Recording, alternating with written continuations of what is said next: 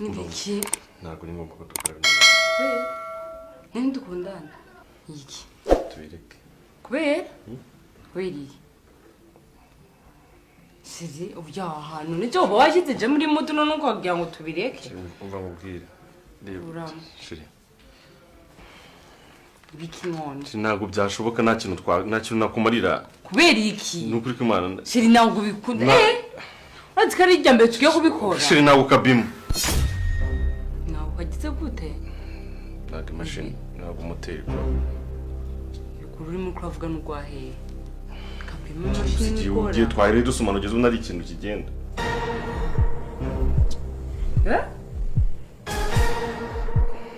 Uyansobanura neza. Aho kagira gute? Agaki. Uyambara ibintu byo kutabima nibiki. Nani uri kunkunda wewe? Twari dusumana ugeze unari ikintu kimwe. Ndaba hano.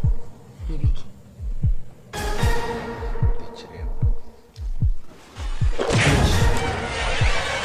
Itu sahan bahan. Guri dici. Guri chema wabu. Mva wala ninayo kuicha. Jana kwa hotel kan uzo shaka dara jesu kaka. Guri chema. Ndakwica.